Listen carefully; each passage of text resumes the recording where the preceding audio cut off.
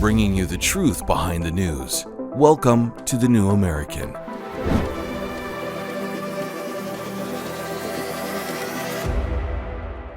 Welcome, everyone. We're glad you can join us. It's October 25th, and I'm Paul Dragoo. Carbon capture pipeline opponents just got a huge boost after a major pipeline company announced it was quitting due to unpredictable regulations. Also, Minneapolis-based award-winning journalist Liz Collin joins us to discuss the latest major news in the politically motivated imprisonment of Derek Chauvin. And Oregon government schools are pitching proficiency tests in what seems to be another race-motivated move. We have those stories coming up, as well as a discussion with the CEO of the John Birch Society, Bill Hahn, about the effectiveness of organization. But first, last week, Iran-backed groups launched at least 6 military drone and rocket attacks against bases that American soldiers use in Syria and Iraq, according to U.S. officials. The Associated Press reported that coalition forces were slightly injured in those drone attacks. On Sunday, Secretary of State Antony Blinken and Defense Secretary Lloyd Austin said the U.S. expects the Israel-Hamas war to escalate through involvement by Iran proxies. They also said the Biden administration is ready to respond if American personnel or armed forces become the target of any such attacks. It sounds like that's already happened. Retired U.S. Army Colonel Douglas Macgregor recently talked to Tucker Carlson about the possibility of the U.S. going to war with Iran. Here's what he said may happen if the U.S. gets involved in Israel's war any deeper than we have already gone. Well, once we are a co-belligerent, we enter this thing, it's going to be very difficult for Russia and Turkey not to also come into this fight against us, because they will not tolerate the sort of collective punishment that Israel plans for Gaza. There are too many unknowns and uncertainties here. And, you know, everyone always assumes at the beginning of such a conflict, well, it'll be contained. We'll only have to fight these people, Hamas, maybe Hezbollah. It never works out that way. These things always last longer than everyone thinks. The resources required are much more profound than what we anticipated. And remember, we've already used up many of our war stocks in Ukraine, and we've left Ukraine in a state of ruins. Places on life support, 500,000 dead. What are we going to do to Israel if we press ahead down this road? And it seems, listening to Secretary of State Blinken this morning, who more and more sounds like our commander-in-chief, that there is no room for negotiation, no room for mediation. Hamas must be destroyed. We must go into Gaza. If so, I think we're on this very dangerous road to Armageddon. Macgregor also talked about what we may experience here at home on U.S. soil if the U.S. continues deepening its military involvement in the Middle East. We've had open borders now for the last 2.5 years, but we've had an illegal migration problem for the last 3+ decades. We don't know who's in the country. We really don't. No one at Homeland Security can tell you who is here. The Europeans face something quite similar. They were bullied into admitting millions of Muslims from the Middle East and Africa. We've been bullied by our government to open the borders and let in effectively anybody who wants to come. So we don't know who's here, but we do know that Hamas, as well as Hezbollah, have positions in Mexico. Of the two, Hezbollah is much stronger, much larger, and much better equipped and financed. So we have to expect that once Hezbollah is in the war and we are against them and Iran, that much of our infrastructure will be at risk. My colleague and executive senior editor of the New American Magazine, Steve Bonta, joins me to discuss some of today's stories. Steve, which of those comments from Colonel Macgregor there stand out to you most? That's some pretty interesting stuff he said, isn't it? Well, okay. Well, first of all, his comments toward the beginning to the effect that this is destined to be a quagmire no matter what, because these things always take longer than we anticipate. Sometimes they do and sometimes they don't. It depends on the approach that's employed. Ukraine's turned out to be that way. Would you agree? Yeah, but I'm thinking of the Middle East, specifically in the context of the Middle East. We all thought the first Persian Gulf War was going to be a quagmire. And in a sense, I guess you could say it was, because we ended up with this. Afghanistan? Yeah, I mean, if you count all the commitment, but the actual war itself achieved its objectives very quickly. And this despite all of the overheated rhetoric to the effect that, oh, you know, Saddam Hussein and his 1 million-man army of battle-hardened veterans is so scary.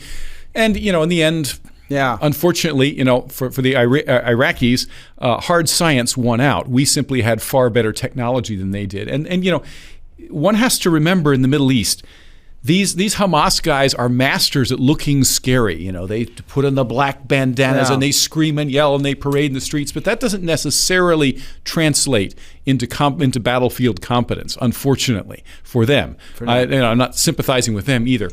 This whole Gaza affair reminds me a little bit of the third Punic War, which was the one that was brought about by the oft-repeated slogan, Carthago delenda est. Yeah. Carthage must be destroyed. Carthage, by that time, was a single walled city within which the Carthaginians were hemmed in. They were shadow of their former selves. They used to have this empire. They were descendants of the Phoenicians, actually. They inherited a lot of the Phoenician domains after Alexander the Great dismantled Tyre and the Phoenician capital. And so they had this big commercial empire on the Mediterranean. By the time of the Third Punic War, there was literally nothing left but the walled city of Carthage. And the Romans finally decided they manufactured some pretext. Part of the outrage was that the Carthaginians practiced mass child sacrifice. So that was the reason. Anyway, Rome went out against Carthage, laid siege to them. The Carthaginians literally had no way to get weapons. They ended up using the women's hair to restring their bows and all this sort of thing, and lost miserably, and every single person in Carthage was killed. The city was destroyed and plowed under with salt, and you know, you can visit the ruins to this day. So do you not agree with McGregor's assessment? You think this will be the Israeli and American forces are frankly, it depends on the will. When discussing military matters, we sometimes make the mistake. And I hasten to add, full disclosure here, I'm no military man. I have no military experience, but I know an awful lot about military history. And, you know, the Romans did a lot of terrible things. The destruction of Carthage was one of them. But at a certain level, military losses and victories depend upon things that are beyond the compass of moral consideration, such as motivation, such as organization, technology, and this sort of thing. And the fact is, for hundreds of years, the Roman legions were absolutely irresistible. They were seldom defeated. And the Israelis in their day were similar. You know, I mean, in the past, they have several times have been attacked by multiple nations at the same time, and every time, you know, the press, oh, this is it for Israel, they're going to lose, how can they possibly prevail? Excuse me, they've been taken by surprise, etc. Somehow they always find a way. Well, and I don't think anyone thinks they'll lose. Now, wouldn't this the question is not whether they win or lose. The question is whether they will do what needs to be done, which unfortunately is going to involve high civilian casualties. The question is, how much do those 1,400 Israeli lives that were butchered on October 7th really mean to them? Right. Going back to U.S. involvement, though, we continuously hear, and we've talked about this, but maybe it's worth at least a few seconds on here. Wouldn't it be better if we didn't have those bases there to instigate all these problems and all these soldiers everywhere? Because that seems to come up over and over. It's like, well, there's U.S. soldiers here, there's U.S. soldiers here, and then they're like the Iraqis and the Syrians or whatever, or Iran attacks them, and they're like, oh, now we have reason to attack them. Well, wouldn't it make sense to just get out of there?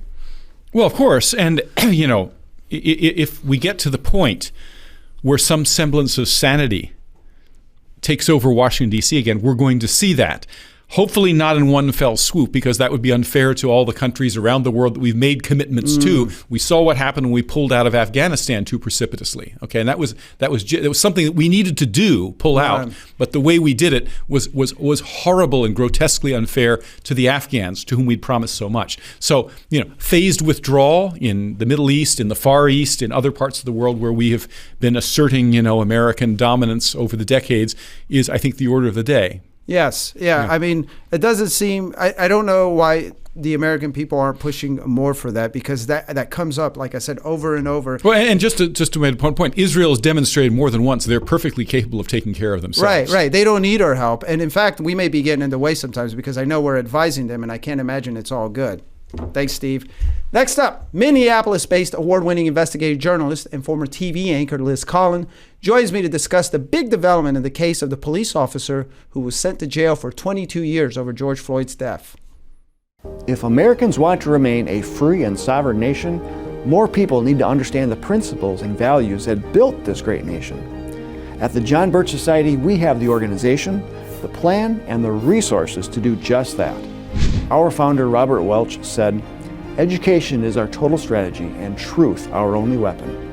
Go to jbs.org to learn more, including how you can get involved to work locally and impact nationally. Join the John Birch Society today. There's more reason to believe the officer serving 22 years in prison for George Floyd's death did not kill the media-designated victim. Floyd's death ignited riots across the country and it inflamed race politics to a degree that likely sealed Derek Chauvin's fate before the trial ever began. The latest development to bring this case back into the spotlight is a lawsuit filed by former Minneapolis prosecutor Amy Sweezy. Two autopsies, one by medical examiner Andrew Baker and one by doctors working for Floyd's family, had ruled the death a homicide. However, Sweezy said in a deposition that the medical examiner, Andrew Baker, told her in private that there were no medical indications of asphyxia or strangulation in Floyd's death. But apparently, Baker knew what could happen if he told the truth. Sweezy said that Baker told her, quote, "What happens when the actual evidence doesn't match up with the public narrative that everyone's already decided on? This is the kind of case that ends careers," end quote. According to a memo issued by Sweezy, the autopsy results indicated that the amount of fentanyl found in George Floyd's blood was at fatal level under normal circumstances.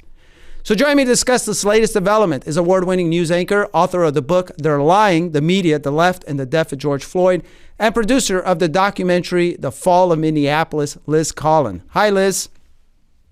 Hi, Paul. Thank you so much for having me on to talk about all this. I appreciate it. Oh yeah, well, thank you for coming on. So to get this, to make sure to get this right, what happened here is basically the medical examiner decided to go with politics over facts. Is that what we're hearing here? You know, what's interesting here is I brought a lot of this to light with my book last October. The book was released, as you mentioned. It's called "They're Lying." It was a very simple title to settle on, but this sort of filled in some of the blanks. So in the book, I really detail how George Floyd's autopsy is conducted, Paul, within 12 hours of his death. However, this public document is kept from the public for nearly a week. And I really think that there is a reason for that. And in the book, I go into great detail about these handwritten notes. And keep in mind, I'm a reporter, a longtime journalist for nearly 20 years. And I was so struck how nobody was bringing this whole thing to light. So there is these backdoor conversations between prosecutors in Hennepin County and the medical examiner, handwritten documents. They're detailing their meetings they're having over the course of the days that follow. And you see Dr. Baker's narrative change when it comes to George Floyd's autopsy. And in fact, the autopsy was released on the same day, just a couple hours before George Floyd's family releases its own autopsy. That autopsy basically says that George Floyd died from what you see on the video. And this is actually the autopsy that the media runs with. They actually refer to it as an independent autopsy, where in fact, these are two medical examiners bought and paid for by George Floyd's family. So these depositions that I put together for a story on Alpha News, alphanews.org, we broke the story there last week, and they fill into some of those blanks. So you have Amy Sweezy on record under oath as part of these depositions saying that, in fact, she's meeting with Dr. Baker and he's worried about his career. What if this doesn't match up? He's very early on saying that the medical findings don't match up with the public narrative. So what is Sweezy alleging in her lawsuit? Where is this directed at? Yeah, so this, what's interesting is these depositions, they're not connected to this case at all. She has sued former Hennepin County Attorney Mike Freeman in the past, alleging sex discrimination and some different retaliation taken in the workplace. And she says, though, that all stemmed from her coming forward with her colleagues saying that she didn't believe the three other officers should be charged in this case. And she's saying that after she made this decision and went to Mike Freeman saying that she didn't feel comfortable moving forward with this, and she in fact withdrew from the case, she's saying that he then basically targeted her, demoted her. There were some different things within the workplace connected. And in fact, that's why she ended up leaving ultimately, eventually, the Hennepin County Attorney's Office. So how is Officer Chauvin? I take it he has a legal team, or at least a lawyer and whatnot. And I know that you've kept in contact with him, or at least have had contact with him. Do you know how he is reacting to this, I guess, this latest development, which seems like it's kind of an old development, but it's been brought to light by Sweezy here? Right. So I think that I've been in touch with, his attorney and also him as well, and these other officers and their legal teams as well. The other three officers, they didn't know any of this until these depositions came to light. And remember, they pled guilty just because they did not think that they could get a fair trial with everything that was happening across the country. So they decided to plead, and they weren't privy to this information. So would they have pled guilty if they knew that there was really a chorus of people within the Hennepin County Attorney's Office that didn't feel comfortable bringing criminal charges? So that's something right now their legal team is working on. And I think anytime that this story is picked up in the news, not the part of the story where the mainstream media runs with George Floyd's 50th birthday. The president attended a birthday celebration for him as well. But really the truth about what was going on behind the scenes, I think it's something that gives a little relief and hope. Currently, Derek Chauvin is serving more than 20 years behind bars. So again, I think that anytime this kind of news gets out there and more of the truth is revealed, he is somewhat hopeful that there may be light at the end of the tunnel. You were, correct me if I'm wrong, but you were a news reporter at the time. You were you had been at a station there in Minneapolis for a long time when this broke, the 2020 riots broke. Can you tell us about what it was like as a reporter? Was there pressure, and was there only one narrative that was allowed to be reported during that time? Yeah, Paul, I talk a bit about this in my book, and ultimately this was sort of what pushed me over the edge and had me leave mainstream media, because I just felt so uncomfortable with all of the information we were withholding from the public, not only on this case, but you name the narrative, and we kind of had to go along with it. But I talk about this in the book, how I was at WCCO. It's a CBS owned and operated station. I was there for nearly 15 years. This is the station I grew up watching. I'm from Minnesota and kind of landed the dream job. But I really saw the media, start to change. There was a mandate at WCCO. We couldn't use the term riots in our reporting. Also, half of the people we interviewed had to be non-white or from a protected class after the incident with George Floyd. So I saw for myself how we're changing the language. We're implementing racism, and I guess we're supposed to feel good about that as news reporters. It was completely crazy, and I really felt like we were poisoning the public, and we're all living the consequences to this day of how we did so as journalists. Painting police as the bad guys. And how is Minneapolis now as a result? We saw what happened in 2020. Has it recovered, or is this looking to be a permanent effect on Minneapolis? Yeah, so that's why I went ahead to produce this documentary, because the story certainly doesn't end with this case, and it's why we titled the documentary "The Fall of Minneapolis," because that's exactly what this was. We had a police department in Minneapolis at nearly 900 strong. At the time of May of 2020, there's about 500 officers that are left on the police department now, and they've implemented all kinds of policies and such that makes it nearly impossible to do the job. And crime, has run rampant, not only in Minneapolis, but certainly across the country. Carjackings were never a thing in Minneapolis. Now hundreds are happening every year. There's thousands of stolen cars every year in Minneapolis. Also a crime that we never saw. Record homicide numbers. I mean, you name it. I mean, I have a part in the book called "The Right Side of History?" ? There was this mantra: we'd be living on the right side of history after all of this, but I've yet to actually find someone who thinks that we are. Yeah, and I take it that it's harder now to recruit police officers and crime is still high? Is that what you're saying, or that was before, but it's still continuing? Oh, it's kind of spiraled from there. Minneapolis really was a beautiful, vibrant city. You have thousands of businesses that have left in the wake of this as well. So they've certainly suffered the economic impacts of all of this too. Yeah. All right. Well, Liz, thank you so much. Thank you for your reporting. Thank you for the work. And why don't you rattle off the name of your book and documentary before we get you out of here? Yeah, the book is called "They're Lying: The Media, the Left, and the Death of George Floyd." There's more information on that on thelieexposed.com, or also thefallofminneapolis.com. You'll be able to watch that documentary coming up on November 16th. We are offering it for free. It was a crowdfunded documentary. We just want the truth to be told about all of this. Thank you. Up next, we're going to look at what Oregon's doing in government schools and the latest on the carbon capture.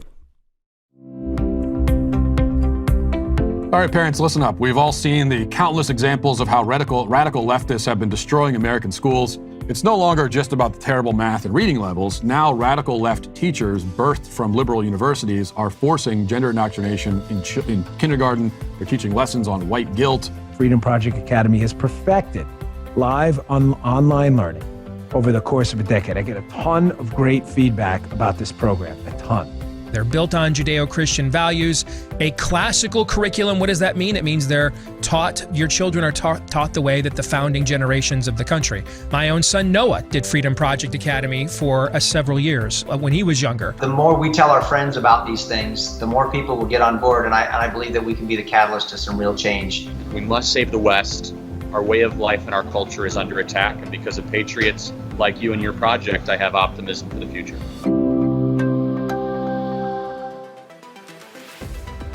Welcome back. Last Thursday, the Oregon Board of Education decided unanimously that Oregon high school students don't have to prove basic mastery of reading, writing, or math to graduate from high school.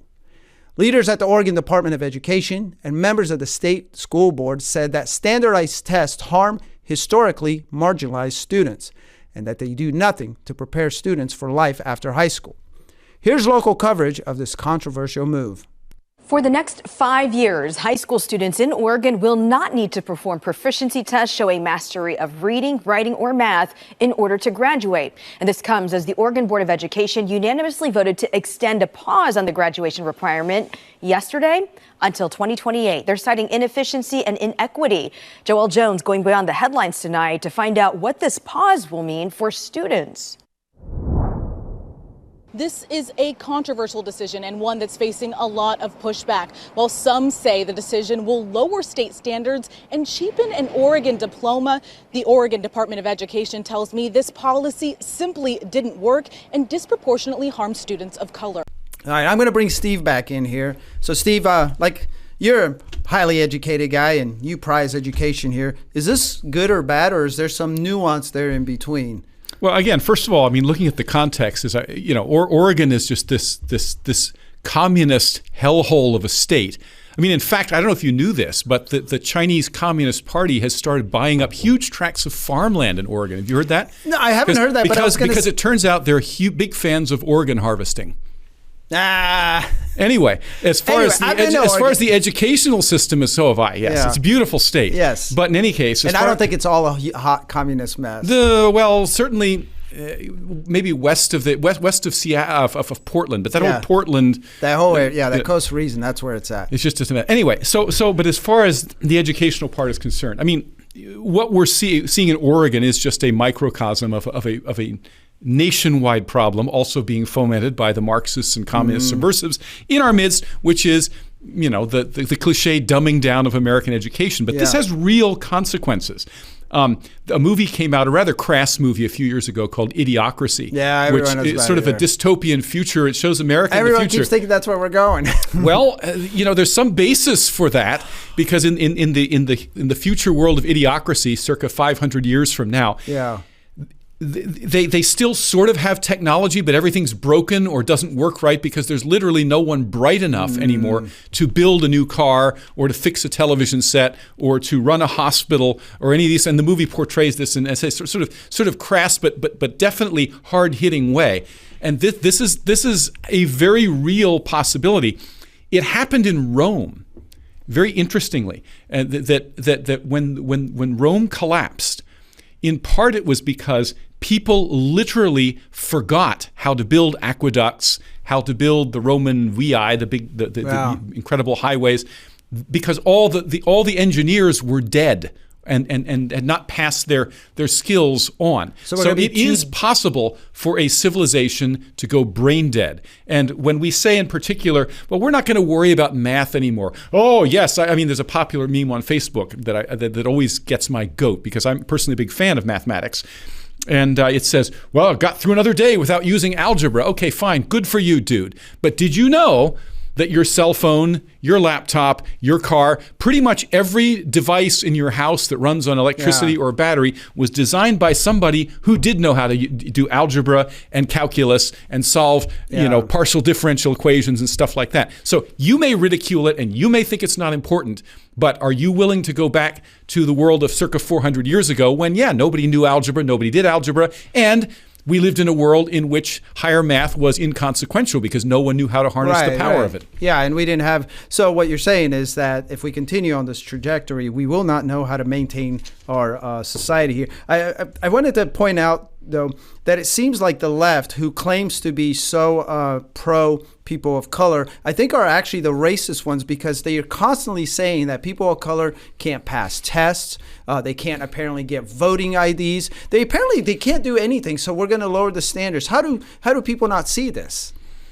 Well, it's idiotic. And I mean, for one thing, okay, let's talk about race for a minute. A university that I used to be affiliated with, Penn State University, has the math department at Penn State has a very strong relationship with a number of African countries. They consistently have a large number of Africans from places like Senegal. In my case, I remember years ago when I took my differential equations course at Penn State, the teacher was we had a hard time understanding. I believe it's from Kenya. Yeah. Okay. So actually it turns out that blacks and Asians and Latinos and all the rest of them, they can all do math, they can do engineering. Some of them can. Obviously not everybody has the ability, but it has nothing to do with the color of your skin. It has a lot to do perhaps with the microculture in which you live. So in the United States, it is true that we have these enclaves of minority cultures where it is being... The idea is being encouraged that math and science and engineering and indeed the whole range of things that appertain to modern civilization are just, white man, patriarchy stuff. That is so absurd. It's just it's not just absurd. It's dangerous, as people like Victor Davis Hanson like to point out. This anti-education, and I use education in the true sense of the word, not the miseducation that's being foisted off as education today. Not that. Okay, but real education, the value of real knowledge, including hard science and math, is indispensable to the modern world. Yeah, and I personally don't know how a person can go through life blithely taking advantage of technology and having no clue how any of it works. Now, I obviously don't know how to build a cell phone or a motherboard or something like that, but I have some idea of the science behind it. I mean, that would seem to me that this is sort of a prerequisite in our day. In fact, a liberal education used to mean not just the liberal arts, but also sciences and math. That was the whole thing, right? This is all the more reason why we encourage the John Birch Society and the New American for you to get your kids out of there. This is just another sign that government education is not true education, and it's dangerous in so many ways. Thank you for... Can I just put a positive spin on that? A positive spin is this, okay? Educate yourself and your children. Generally speaking, sending them to government schools is counterproductive. That's a good point. We got one last story. All right. So, in another victory in the larger battle against the carbon capture pipeline scam, Navigator CO2 Ventures killed its proposed $3.5 billion, 1,300-mile carbon capture pipeline last week. Navigator said it ended its pipeline aspirations because of unpredictable regulatory and government processes. South Dakota regulators denied Navigator's request for a siting permit in September, and the company has pulled its permit application in Illinois twice. The CEO of Navigator, Matt Vining, said in a statement, "As good stewards of capital and responsible managers of people, we have made the difficult decision to cancel the Heartland Greenway project." The other two pipeline companies in the region, Summit Carbon Solutions and Wolf Carbon Solutions, will continue on their mission to run these pipelines from the Dakotas eastward to Illinois. We're going to be watching on that too. But they can expect the same stiff resistance that they faced up until now. And organizing some of the most effective resistance has been the John Birch Society, which, like we said, is a parent company of this magazine. In a few minutes, the CEO of the JBS will join me to talk about this latest development. But first, I'm going to go back to Steve here. Steve, I don't know, but it sounds to me like I don't know that we may be happy for regulations for once. Huh. Have you ever thought about that? Because we usually dog regulations because there's so many of them. But I've done an interview, I believe it was with a county supervisor, and he was talking about how one way to stop these things, or at least make sure that they're safe, and that seems to have played a role in this. Well, I mean, and we need to draw a distinction between federal regulations, which are 100% illegitimate and unconstitutional. Thank you for pointing that out. And state regulations, which may or may not be advisable or wise policy in economic and other terms, but certainly when it becomes a state issue, the terms change. They may well be valid under many state constitutions. Yes. Well, and that's what kicked in here. I mean, and me and Bill will be going over some of this more, but we have our organizers in Iowa and all through the Corn Belt. And one thing what we realize is that as we've reported, it's the state regulations that got in the way. These people thought they were just going to run roughshod. They were going to bully people off of their land or they were going to bully themselves on their land. And it turns out that that's not the case. And we had a huge part of that. Thank you, Steve. All right, folks. After this, the CEO of the John Birch Society, Bill Hahn's going to join me, and we're going to talk about the organization that helped bring this about, an organization that can get more done. We'll be right back. I certainly would not want a constitutional convention. I mean, whoa. Who knows what would come out of that? It isn't the Constitution that's the problem. It is the people who ignore the Constitution. What we need are just more people that would read the one we have. It's up to us to hold our elected officials accountable, who understand the Constitution and are willing to take a stand when necessary.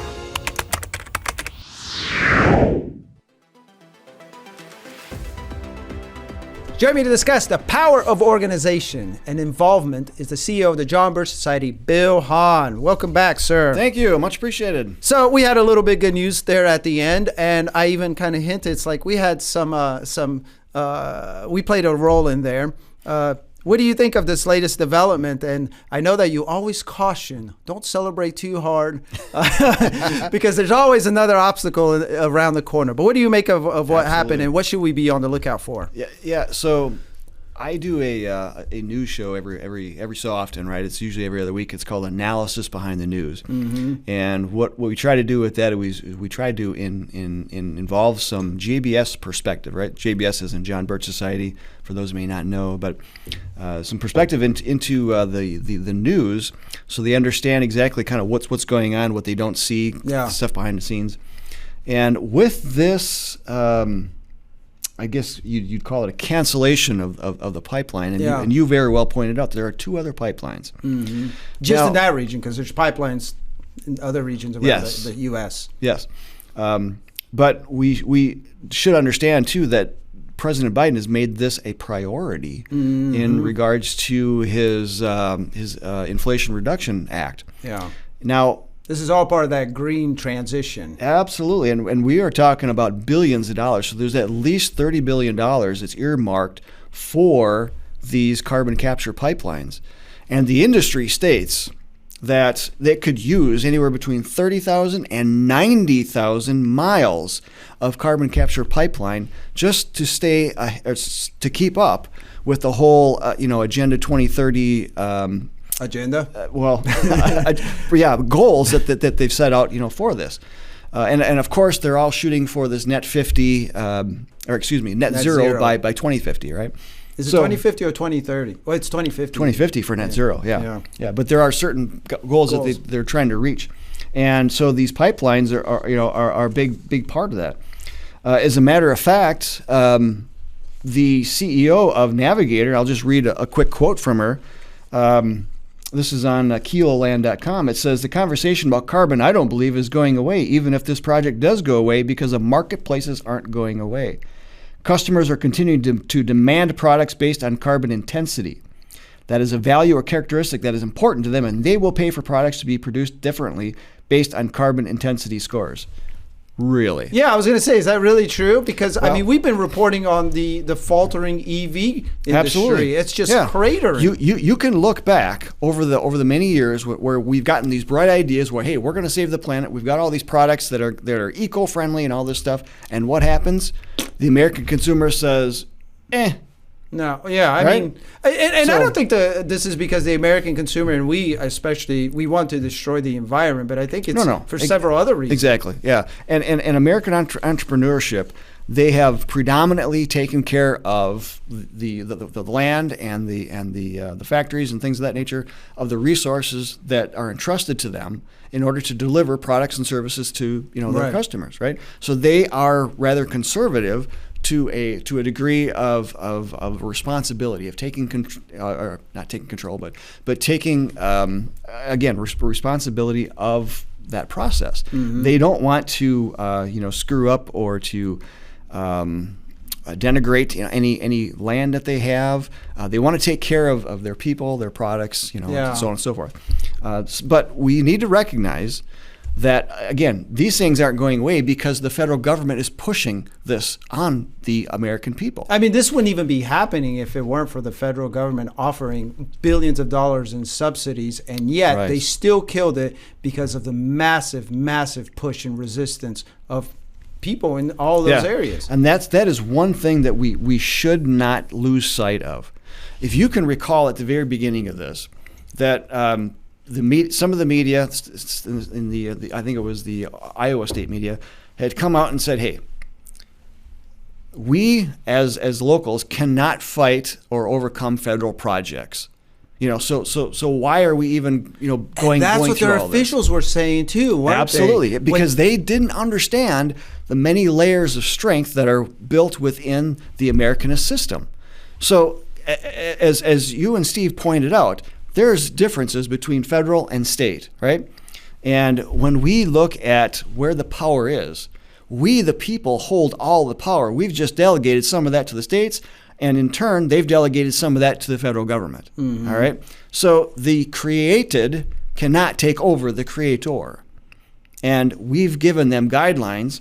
They need to abide by those. Yeah. Well, I don't know if they see it that way because we consistently... Of course they don't see it that way. Because... Newsflash. Because that accountability has largely been lost because we, the people, aren't holding them accountable. Right. And there are ways to do that. But wouldn't you say that part of our education at the John Birch Society is reminding people that we even have that power? Because how often do you run, and you just cited an example where you run into, whether it be county officials or even city officials or just residents who are like, well, we can't do anything, because we heard that in Iowa, we heard that with people in South Dakota, North Dakota, we heard it in Illinois, whereas the people are like, no, you need to step up. And that's part of what we've been helping them understand, isn't it? Absolutely, yeah. So we've had conversations, interviews with some of these officials. Gentleman from Shelby County, Iowa, Steve Kenkel. Yeah, I interviewed Steve. Has really done a great job, with leadership, demonstrating that it's folks like him that are county commissioners, county board of supervisors. They chair these things. There are so many things that are that our citizens can be working on. Yeah. That can actually stop these projects. And why are these projects even around? I mean, you very well pointed out that it's government that's pushing this, right? There are so many subsidies that are around this. So there's another thing here from I think it's S&P Global, and they say many ethanol producers have been counting on reducing the carbon intensity of their fuel via carbon capture, utilization, and sequestration, which would enable them to sell their product at a higher price in low carbon fuel standard markets such as California, Oregon, Washington, and British Columbia. That's why they're doing it. okay, because there is an incentive there. Yeah. But the marketplace doesn't necessarily find eco-friendly products, in the long term. They will gravitate away from those because, again, it's not the free market. It's not the marketplace that's pushing these. It is the federal government.